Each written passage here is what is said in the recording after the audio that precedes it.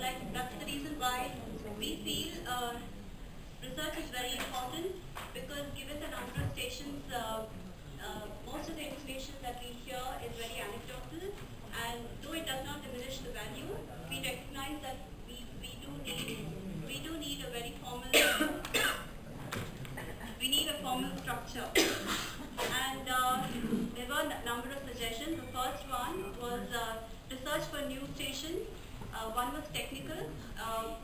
Most of them felt that location survey was the key. So this was just a suggestion to all new stations. Start off with field strength measurement, and especially for NGO setting up radio station, check where to place the transmitter. That was very, very crucial. That was something that came about. Also in technical, not for the new station, but in general to look at low-cost technology. So that was one of the suggestions. For existing stations, there was a proposal to set up an in-house research group of community members who will decide what research needs to be done. They decide that if there is a focus group that needs to be conducted, basically to be using people-centric approach. And the second suggestion was on content research. The stations need to document ways about going for a particular topic. Like Satish suggested, most of the stations do spend considerable amount of time in researching a particular topic. It could be approaching a person, it could be approaching somebody else. So that whole process also needs to be documented with content. Dharwad has a document on program preference by the listening committee, and Salam Namaste has developed something called a deep stick research, which can be used.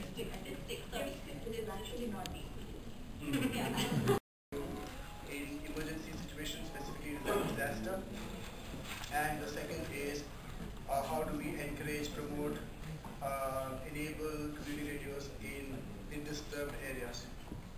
The first part, as we know that during emergency, especially during tsunami, earthquakes, or other such disasters, all conventional form of information systems, cell phones, your terrestrial TVs and cable networks may tend to fail. So we need to have a system that can work in such a situation. So we looked at three broad categories, which is disaster preparedness before disaster, disaster relief during disaster, and disaster rehabilitation from situation of disaster after. And we thought that the existing community radio stations or new community radio stations that can come up within the existing policy could be equipped for preparedness as well as for rehab. But the existing community radio policy may not be enough response to disaster as it is happening or as it is struck. Couple of things that may pull us back in the existing radio station policy. The CR policy is that we are required to have 3 years of experience to apply. When a disaster happens, and we know that a lot of organizations respond immediately, they reach a space that they don't really belong to. In such a situation, we need to think something differently. So here is what we have discussed, debated, and sort of arrived at some conclusion or recommendation. We suggest, recommend that one frequency throughout the country be reserved for responding to situations of emergency. This spectrum or frequency can be with the NDMA, which is the National Disaster Mitigation Authority, to be deployed during emergency. There should not be any conventional forms of application procedure. Rather, this frequency is kept with the NDMA, and the CR cell of NYP that coordinates to permit agencies responding to situations there. Such permissions should be temporary, maybe for 6 months, because this is for responding to a disaster.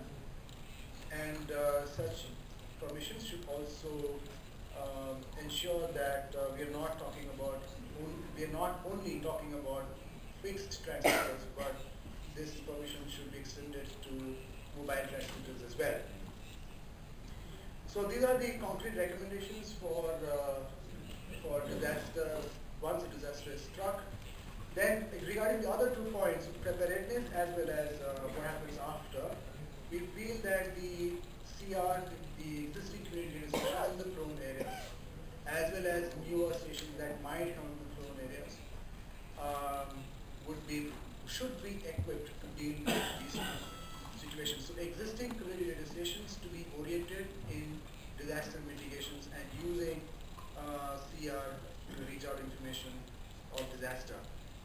This again, we believe should be the agenda of NDMA, and it might be a very good idea for CR Cell, for MIB and NDMA to have some joint meetings which people like us, especially stations operating within the prone areas, can attend to see how we can mutually work together.